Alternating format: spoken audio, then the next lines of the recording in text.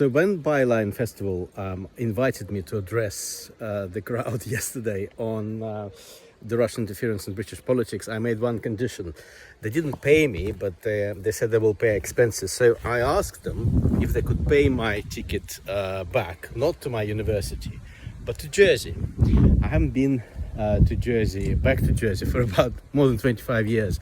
But this place, which used to be called the Jersey Wildlife Preservation Trust, this is Gerald Durrell's house, but now it's called the Durrell Trust and the Durrell Zoo here, was established by the famous writer and naturalist Gerald Durrell with one amazing new concept, at the time revolutionary, to keep and breed wild animals at risk of extinction, very rare animals from various parts of the world, in order to breed them and release them into the wild. And today they run a huge number of international programs to do that. And here is the tombstone of Jerry, who passed away in 1995. There's a little bunny there. And this is Jerry's tombstone. And this is a plaque which was unveiled not very long ago.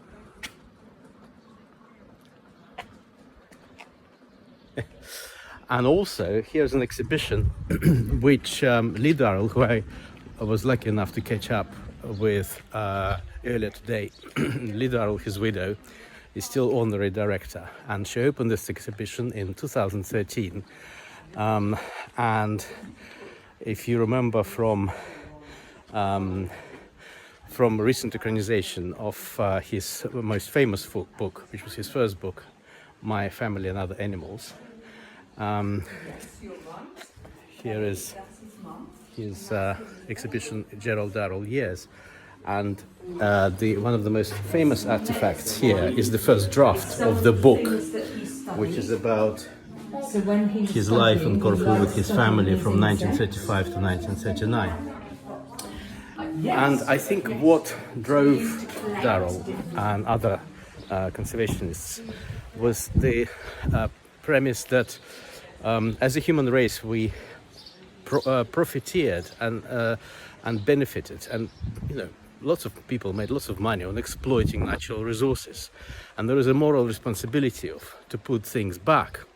And I think that kind of echoes what I'm trying to first prove and convince people to do with my research, is that lots of investors, particularly institutional investors, profiteered from investing in oppressive regimes.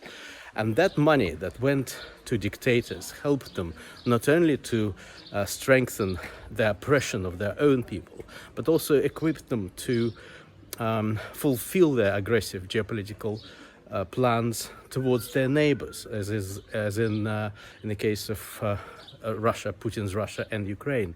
And I think all of us have responsibility to try to put that right.